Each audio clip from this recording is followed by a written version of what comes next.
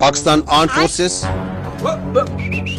That was with the armed forces. मुंह से सुपारी निकाल के बात कर रहे बाबा, कुछ समझ नहीं आ रहा है. And the armed forces and the people of Pakistan. घबराने की जरूरत नहीं है.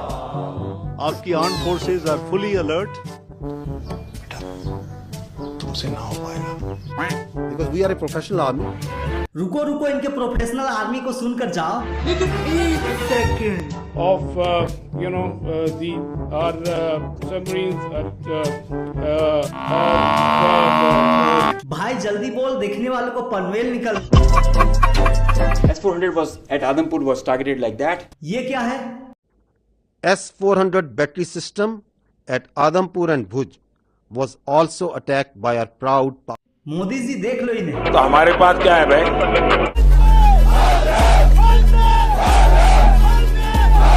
बताओ हमारे पास क्या है? Narendra Modi S-400 missile system अपने पीछे खड़ा कर. तो क्या करे, तेरे पीछे खड़े कर दे.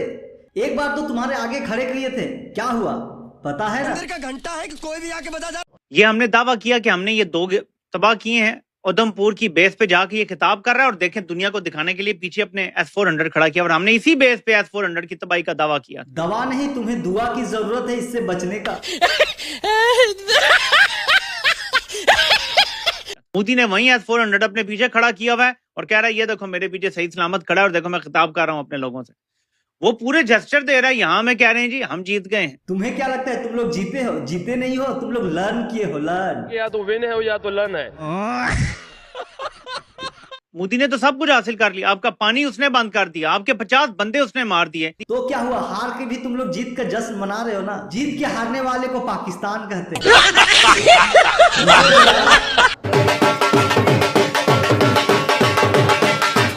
जब आती है तबाह करके निकल जाती है. जब भोसड़ी के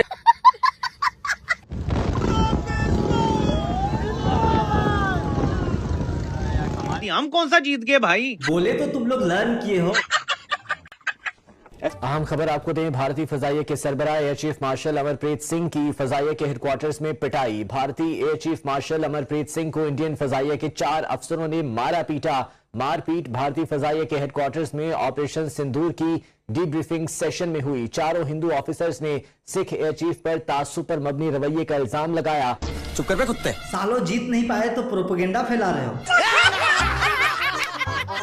देखो इनका जीत का स्क्रीन, ये तो वीडियो गेम का स्क्रीन लग रहा है. Dunia Air Defense Radar, which was taken out on 7th and 8th. Arifwala Air Defense Radar to Sargoda Airfield. Rahimyar Khan, Chaklala Airfield, Noor Khan at Satar, Dolari Airfield, Jacobabad. इनके दोनों screen देखो पहले. इनके दोनों screen देखकर तो ऐसा लग रहा है कि 8 फेल लड़का जो है इससे अच्छा एडिटिंग कर सकता है. एडिटिंग करना भी नहीं आ रहा है इनको. क्या आदमी बनेगा रे तू? मोदी जी इसलिए तो दिखाने गए थे, तुम्हारे फेक प्रोपेगेंडा को धो दिए ना. कल रात इंडिया ने पाकिस्तान के ऊपर 24 मिसाइल हमले किए और हैरानगी की बात यह है कि तकरीबन सारे मिसाइल अपने टारगेट के ऊपर जाके लगे. इंडिया ने जो टारगेट सेट किया हुआ था, इंडिया ने वो टारगेट अचीव किया.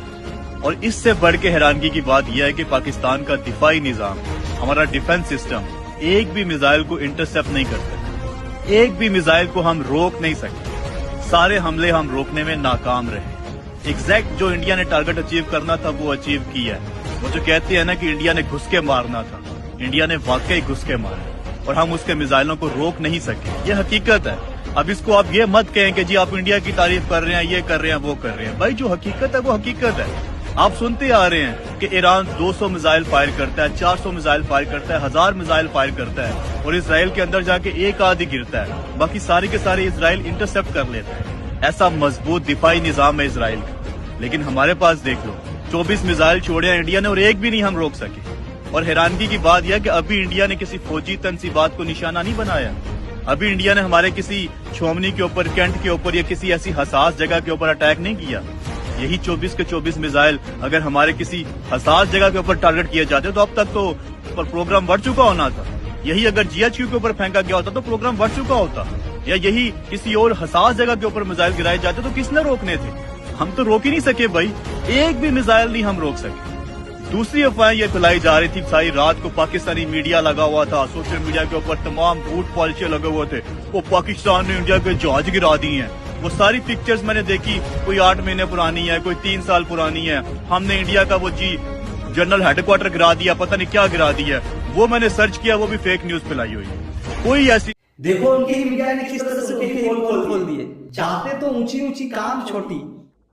S-400 battery system at Adampur and Bhuj was also attacked by our proud कहा S-400 मारने का दावा, राफेल को मारने का दावा, और कर क्या रहे हो, हार की भी जीत का खुशी मना रहे हो। ये है पाकिस्तान, इसको बोलते हैं पाकिस्तान। हार के जीतने वाले को बाजीगर कहते हैं और जीत के हारने वाले को पाकिस्तान कहते हैं। वो चाहे क्रिकेट की बात हो या फिर देश की, हर जगह इनको मुक्की ही खानी पड़ती है। आज भी मुक्की खाएं, और मुक्की खाकर जो इनको सबक सीखने का मौका मिल गया। इनके आवाम को लगता है कि ये जो है जीत जाएंगे, लेकिन इनको आर्मी को लगता है कि ये हार जाएंगे।